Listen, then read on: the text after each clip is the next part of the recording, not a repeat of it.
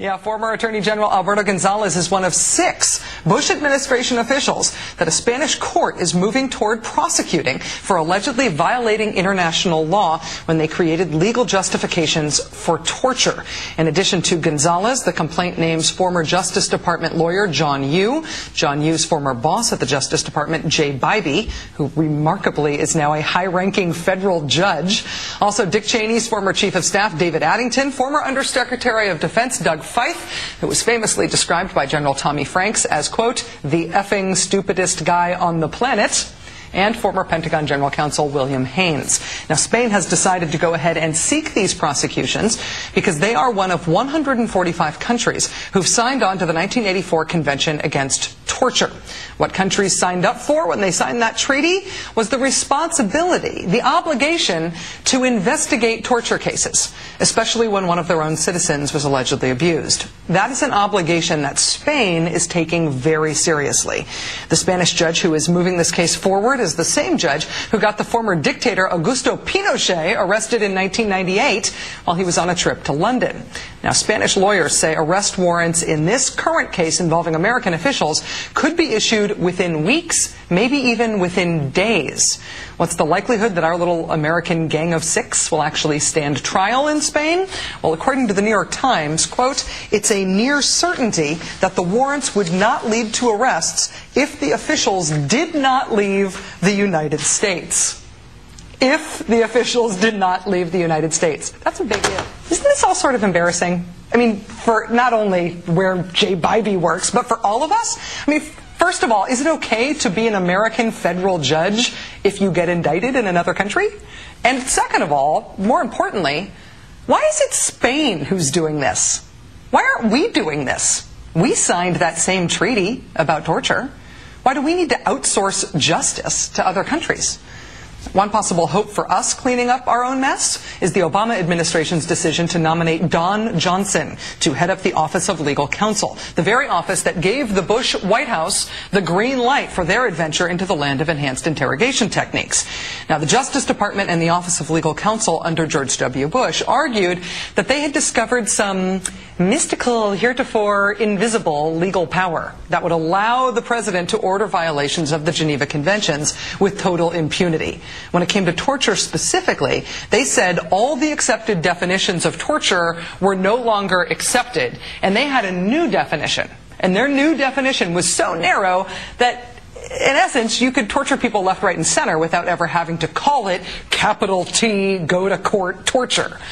Now, responding to the capital T, go-to-court torture redefinition memos, President Obama's pick to head up the Office of Legal Counsel, Don Johnson, she said this, quote, where is the outrage, the public outcry, the shockingly flawed content of this memo, the deficient processes that led to its issuance, the horrific acts it encouraged, all demand our outrage. We must regain our ability to feel outrage whenever our government acts lawlessly.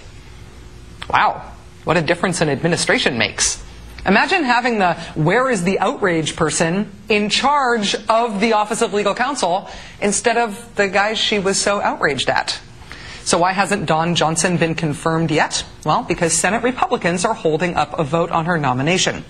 Columbia University law professor and reporter Scott Horton reports on the Daily Beast that, quote, the real reason for Republicans' vehement opposition is that Johnson is committed to overturning the Bush administration's policies on torture. She is committed to shining a light on some of the darkest skeletons of the Bush years. In other words, advocating that the U.S. should do what Spain is now starting to do for us. Joining us now is Pulitzer Prize-winning author and journalist Ron Suskind. He's the author of The 1% Doctrine, as well as the new book, The Way of the World, a story of truth and hope in an age of extremism. Mr. Suskind, thanks for joining us. My pleasure. Almost 3 years ago, you reported that the Bush administration was overstating the importance of Abu Zubaydah. Now, senior Bush officials are telling the Washington Post that nothing he said while being tortured was useful information. Do you think this means that the Bush administration defense of torture is somehow breaking down?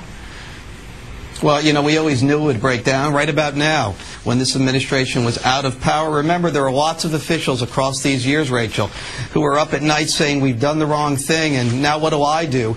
That were essentially under duress. They were under a kind of gag order by this administration to say you will never speak about this and there will be consequences if you do. Now what you're finding is a kind of thawing of that, where folks, public servants for many years are saying I'm going to stand up and be accountable for the truth. Do you think that the international development here, this development with Spain possibly pursuing prosecutions, does that add any urgency to the debate over this and the debate how to move forward on this in this country? Does it seem to you like the Obama administration has any appetite for pursuing this sort of thing, and might Spain help or hinder that?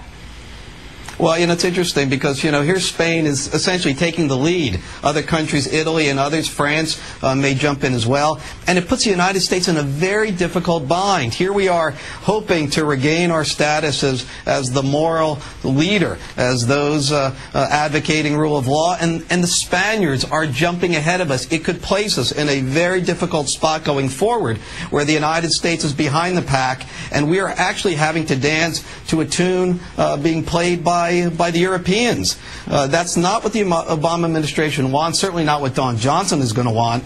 But right now we're kind of conflicted in the White House as to how to proceed and what to do. Jonathan Turley, Professor at George Washington, has suggested on this show that Dick Cheney, recently publicly bragging on the supposed efficacy of torture, has been sort of a form of defense for him, a defense to charges like the ones that are being considered in Spain. We know that ABC News reported last spring that Cheney and others were involved in almost play-by-play orchestration of Abu Zubaydah's interrogation. I wonder, from your reporting, if you think that Mr. Cheney specifically might have some potential legal exposure here. Absolutely. You know, I reported that in 2006. Bush and Cheney were integrally involved day to day in what the interrogation was yielding, what was being tried and what was successful or not. And it's interesting, Cheney now offering this defense certainly kills off any chance for the president or the vice president to say we didn't know. There's no plausible deniability here. And in fact, what it shows is intent, culpability, action from the very top. What's interesting about Spain is that they're going after senior officials. The Italians in a previous case are going after CIA agents. They're going after senior officials, Spain, because that's just one step away from the president and the vice president. And I would submit that their goal is to treat the former president and the former vice president in the same way. Think of this outcome, where the former president and vice president may not be able to travel outside of the United States. It's astonishing to think about. In terms of thinking about the domestic, political, and strategic considerations around this, what do you think about the Republican senators holding up Don Johnson for the Office of Legal Counsel position? Do you think it would be significant to have somebody like her, a vocal anti-torture advocate, in that job at the Office of Legal Counsel? Well, I think it says a lot about Obama and the way he's governing, that Don Johnson is his selectee. Now, here, he's a constitutional law professor. He's got real power, real métier here. He really knows how to handle these issues. He wants somebody who can be his peer, his match, to argue these points forcefully. That's who Don Johnson is. You know, not only was she out in front during the last few years of the Bush administration, she, for a time, ran this office under Bill Clinton. Obama, in this case, wants a very, very strong advocate, and that's why Don Johnson was selected for this job. You know, in some ways, I think that will hearten people who want the United States to step up to this mandate of showing what the United States represents in terms of rule of law.